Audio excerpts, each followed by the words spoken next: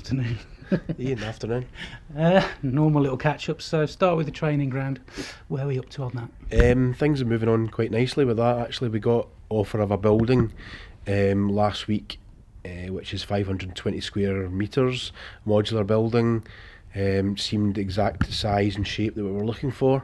So we've gone ahead with that. The only issue was that they needed it out of its current position in Tunbridge Wells by the end of this week. So it is currently in transit from Tunbridge Wells to Shrewsbury, and we're actually going to put it over. We're going to store it over the back of behind the west stand, not on the tarmac obviously, but in the red shale area, along the side of Super Blues Way. So supporters coming to the game Saturday will certainly see a different view as they come along Super Blues Way. But this allows, we'll store it here for 2 to 3 weeks. We've spoken to Asset, we met on site on Monday. We've got a foundation drawing. We obviously need to put foundations in for the modular buildings, so if we store them here in the meantime to give Asset some time to do the foundations and let the concrete cure, and then we'll move them from here, the buildings across from here to Sundawn over to the training ground. And I was out on Monday again, the grass is still looking good, getting thicker in places. Dave will tell you the technical term for that, but no, I was pleased with it. It was pouring with rain on Monday as well, and the drainage looked really, there was no problems with any flooding anywhere, and so obviously the drainage that we've put in, or Dave's put in with his team, has obviously been fit for purpose. Once it's all done, what are the benefits going to be? I think it's huge benefits in a lot of ways. I think for the players to be there and based there on a daily basis is where this club, hopefully we can, a level of professionalism, shall we say.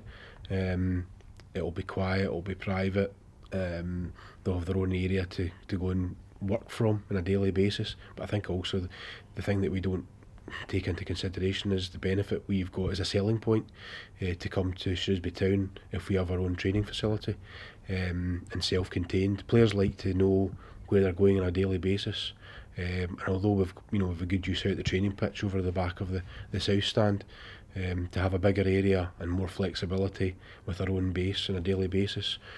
Also, what then comes from that is that Matchday becomes more important. My concern has always been, players arriving here when they've been here all through the week. There's nothing different apart from a few more people, more people round about when they arrive.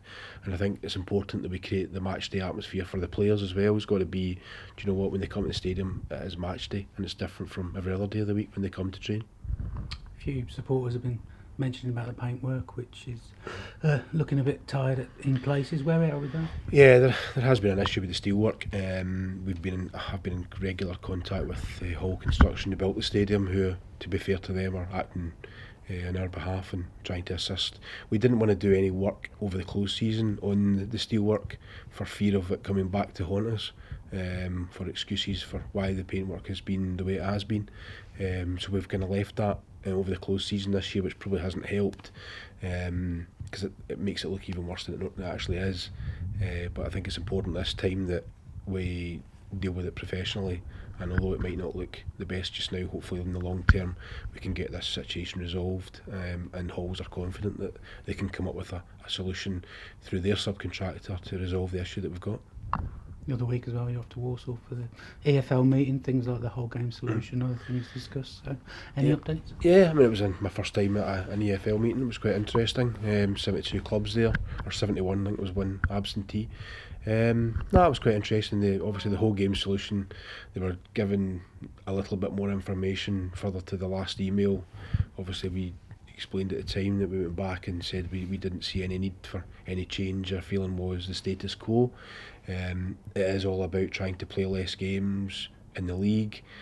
Whether that's a good thing or a bad thing, I'm not convinced. I've not changed my mind any from what I heard on last Thursday. I still think there's a long way to go. I think they're talking about voting this time next year. If there are any changes, they did obviously declare that everybody who came back, there was 42 out of 72 clubs from memory, had come back with responses. And the groundswell of opinion was they didn't want EPL clubs within the Football League structure.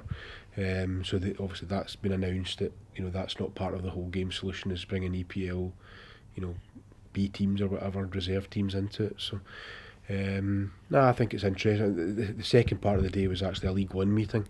and obviously the Checker Trade Trophy was one of the topics mentioned. So I didn't miss and hit the wall with my comments on how regionalisation works to Sean Harvey. To be fair to him, he took it on the chin and said it was probably the draw that he didn't really want to come out when they tried to regionalise it. He was honest about it, as I was. And obviously put the point over that at a time when you potentially were getting some negative press about the competition because of the EPL teams that were invited into it, for then it actually added to the situation by having, in our particular circumstances, which to be honest with you is all I really care about, that our supporters had to travel to Middlesbrough and Scunthorpe for the EFL trophy. Looking at Matchday Community Hub, it's been up and running for a while as like a junior zone. How's that gone? It's been going well. I think it's one of these ones that you're never going to get great numbers straight away. We're always trying to encourage more young people to come along. The feedback from the children, the kids involved and the parents has been it's gone really well, so that's positive, and we just hope that the 50 or so that have been coming, the 50 children or so that have been coming, tell their friends and get more people along. Obviously we've got the tournaments going on pre-match with now the new FIFA 17 games out. Hopefully that will encourage a few more to come out and have a competitive spirit pre-match and then come and stay for the game. You mentioned before about the possibility of a sports bar going through your head. Any update on that? Still on the horizon, to be honest with you. Still looking at what, how we can do it, what we can do. There's so much going on just now with the training ground and other things as well. It's difficult. It is on the back burner. It's one of these ones. It's the company that I'm using for the building for the training ground, who is a consultant who basically finds buildings for you to meet your specification. He's aware of the size I'm looking for and the spec I'm looking for. So, but I think he was keen to deliver the training ground building first, which obviously I was as well.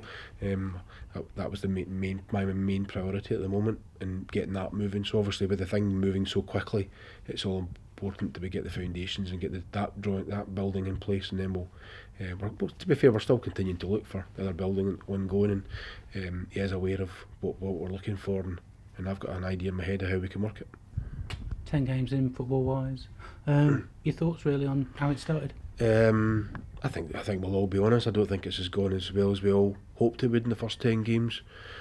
There are a number of games that you look at, you think, you're disappointed. We're disappointed we didn't win on Tuesday night. We're disappointed that we didn't score the last minute winner at Coventry. We're disappointed we lost 3-2 to Gillingham.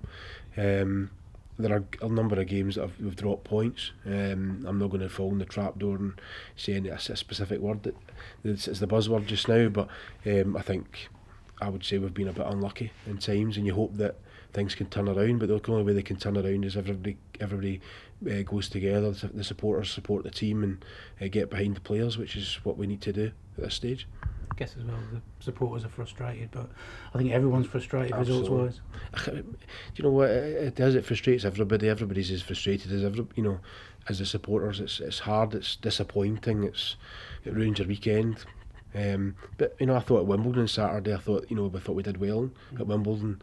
I thought we were unlucky at time. First half there was nothing really much in it. Second half I thought we dominated for long spells, and some of the decisions went against us obviously as well, which is that's another story which I don't really want to go into. But I think and then we obviously sat on Tuesday night again.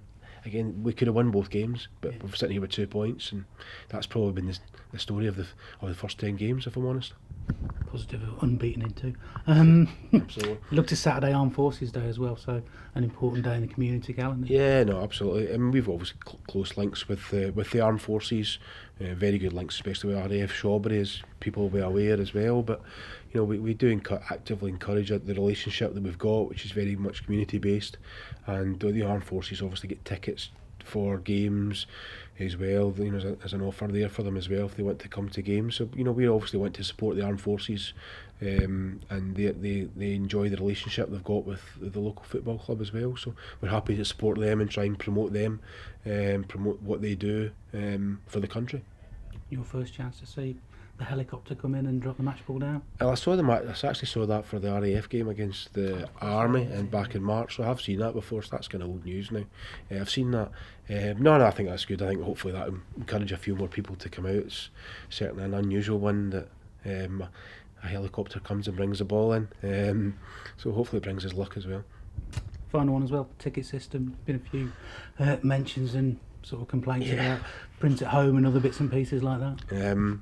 Yeah, but we're in a situation just now. There's been a few issues that I feel as if I'm constantly on their back, but I will fight for it. And I'm like a dog with a bone when somebody, and if I'm not getting what I want, I just keep on going at it. So I think they'll be fed up with the emails I'm sending them just now. I just want resolutions, and I think that the system could be better for our supporters, and it should be more user friendly for the staff as well. And it's a frustration just now, and but I think they're well aware of my frustrations. I've sent another email today with a number of points to them that I need resolved, and I'm not happy with it just now, to be honest with you. I'm not happy, I'm not content with what the backup we're getting either, so I'll continue the fight. So basically, anyone have any problems, feed it back to us? Yeah, feed it back.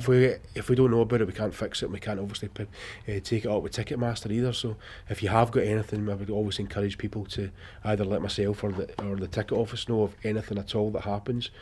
We might not be able to fix it there and then, but if we know about it, at least we can complain and move on and try and get it resolved going forward to better it for somebody else next time.